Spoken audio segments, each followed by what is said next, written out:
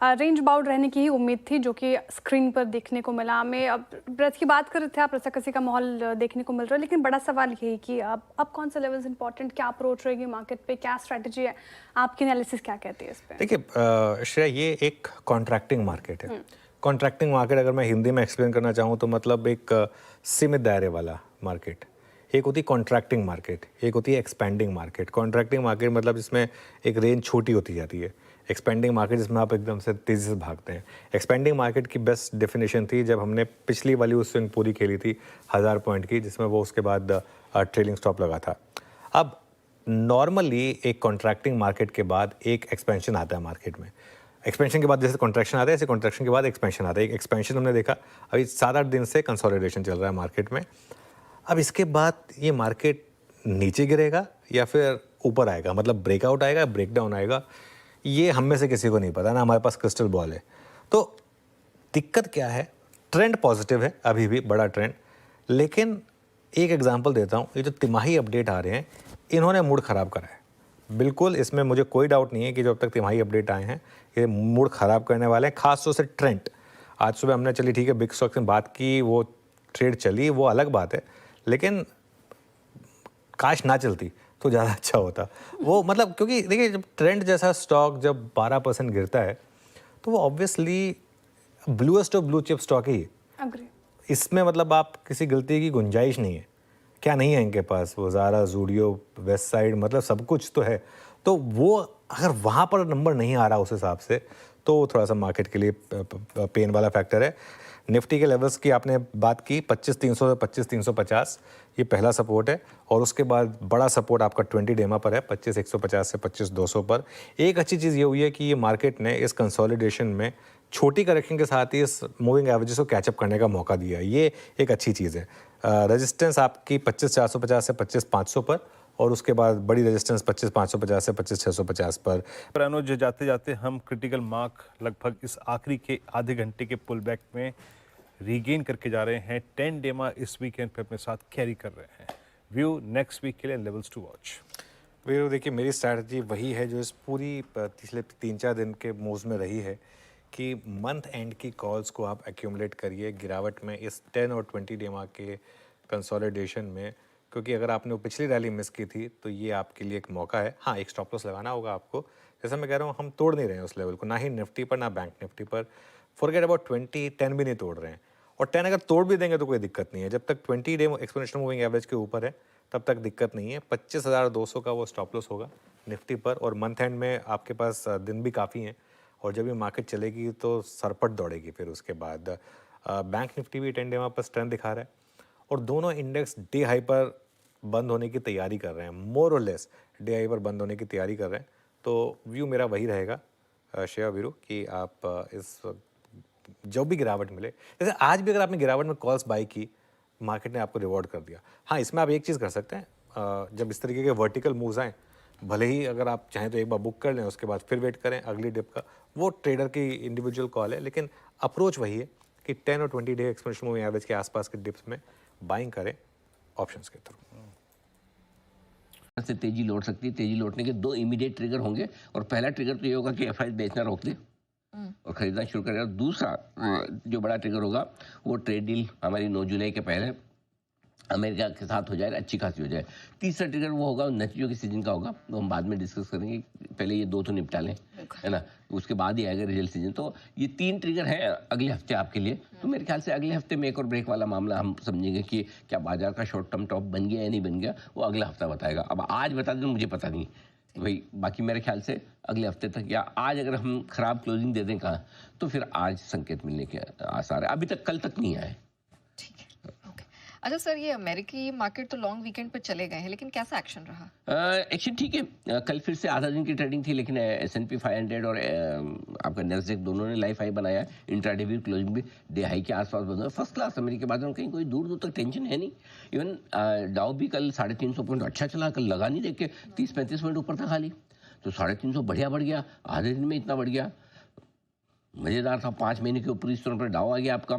सो बढ़िया है। और क्यों बढ़ा? एक तो रोजगार के आंकड़े वहाँ अच्छे आए थे, दूसरा आपके जो टेरिफ की डेडलाइन के पहले थोड़ा लोगों को लग रहा है कि एक एक करके देश निपटाते चलेंगे ट्रम्प साहब। तीसरा उनका बिग ब्यूटीफुल बिल पास हो गया। थोड़ा डर था, बग्गा साहब भी आके बता रहे थे कि थोड़ा मुश्किल है मामला, लेकिन आसानी से निकल गया, उतनी मुश्किल आई नहीं उनको। तो ये सारे अब शाम को, आज बोल रहे 4-5 बजे शाम 4 को, बजे हाँ साइन करेंगे उसमें। एवरेज 4:30 की है 4 से 5 बजे। हाँ, तो आज शाम को वो साइन करने वाले हैं, अपने ऑटोग्राफ देंगे उस बिल पर, उसके बाद वो बिल लागू हो जाएगा।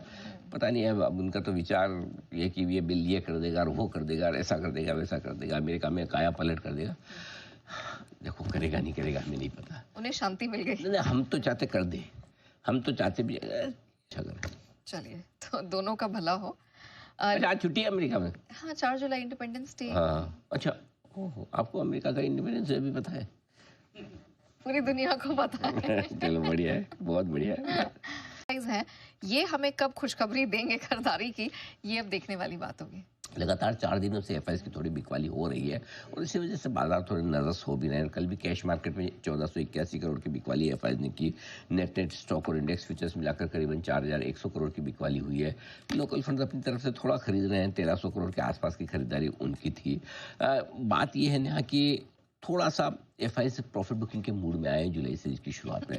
हालांकि अच्छी बात है कि कोई बहुत बड़ा नहीं बेचे, 4000, 3000, 5000 करोड़ लगभग नेट बिकवाली उतनी हो रही है, जो कि ठीक है, बहुत बड़ी नहीं है। सो मेरा ये समझना है कि नेचुरली बाजार के लिए ज़्यादा जो इस वक्त ट्रिगर है, बड़ा ट्रिगर है, वो एफआईएस की बिकवाली या खरीदारी का है। और ऐसे में जब तक बिकवाली रुकने का और खरीदारी फिर से लौटने का संकेत ना हो, तब तक थोड़ा सा बाजार के लिए ऊपर टिकना मुश्किल होगा।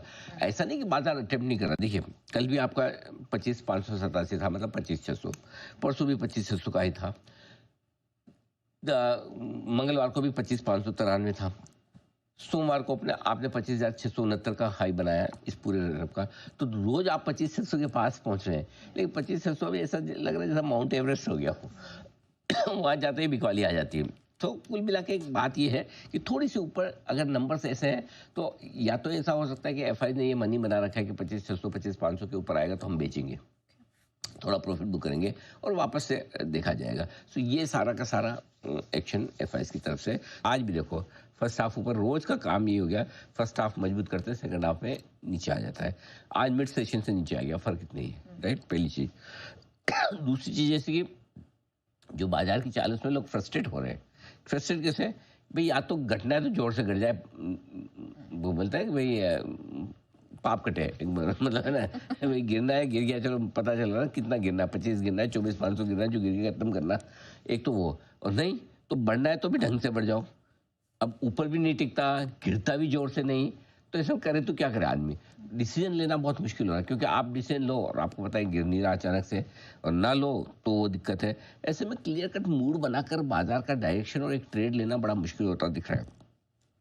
और यही वजह है यहाँ कि धीमे धीमे ट्रेडर्स का इंटरेस्ट बाजार में कम होता हुआ दिख रहा है। यार कुछ नहीं करना, किसी को पूछो बोले क्या हो रहा है, कुछ नहीं यार, आराम है, शांति है, कुछ नहीं हो रहा। अब फ्यूचर्स 250 पॉइंट नीचे है। नास्डैक फ्यूचर्स में 120 अंकों की कमजोरी दिखाई दे रही है। यूरोप के मार्केट्स भी सुस्त हैं, 1/4 से आधे 1% तक की कमजोरी है। कच्चा तेल कंट्रोल में है $68 के करीब, और रुपया भी है वो नीचे से काफी रिकवर हो चुका है। 85 रुपीज 42 पैसे $1 की कीमत है। इतना बड़ा हुआ थोड़ा। आज तो ऐसे छुट्टी है, छुट्टी है तो इस लेकिन सोमवार को खुलेंगे तो मतलब फ्यूचर्स देखना होगा। मतलब थोड़ा कमजोरी वाला माहौल है। देखिए हमारा भी मामला ऐसा कि लोअर हाई तो बनाया है आज निफ्टी बैंक निफ्टी दोनों ने, लेकिन क्लोजिंग ऊपर हो रही है, यानी कि अभी तक ट्रेंड क्लियर हुआ नहीं। 4 दिन की सुस्ती के बाद थोड़ी रिकवरी तो आ तो रही है। चलिए कोई दिक्कत नहीं, देखते हैं क्या कुछ एक्शन होता है। लेकिन इस बीच मेरा ये समझना है कि नई पोजीशन कोई भी ना बनाई जाए। अगर आपकी लॉन्ग पोजीशन है तो 25,300 का पुट खरीद लीजिए, शॉर्ट है तो 25,600 का कॉल ऑप्शन खरीद लीजिए, सिंपल हेजिंग कर लीजिए। उससे क्या होगा, आपकी हेजिंग रहेगी और नई पोजीशन जो भी बनानी होगी हम सोमवार को बनाएंगे, सिंपल। देखिए लॉन्ग और शॉर्ट दोनों में रिस्क है। रिस्क इसलिए है, लॉन्ग में तो ये रिस्क है कि कुछ मार्केट खराब हो जाए, पता नहीं आज वापस कहीं एफआईएस का सेल फिगर देखने को मिले करे तो वो मूड थोड़ा खराब करता है। शॉर्ट में रिस्क है कि अगर पता चला वीकेंड में कोई ट्रेड डील आ गई तो पता चला सीधा ऊपर ही खोल दिया, तो आप ज्यादा एक्शन दोनों तरफ ले नहीं सकते कहीं भी, क्योंकि गलत पड़ने के चांस पूरे। इसलिए बेहतर है कि आप हल्की पोजीशन के साथ जाएं। अच्छा, ब्रॉडर मार्केट में भी कुछ नहीं हो रहा। मिड कैप शेयर 5 पॉइंट नीचे है, स्मॉल कैप शेयर 5 पॉइंट ऊपर है, तो आप ये भी नहीं कह सकते कि इधर क्रिस्टल क्लियर है। तो जो है जितना है उसको संभाल ले, वो काफी है, नया करने की बजाय। ऑलराइट, आइए कुछ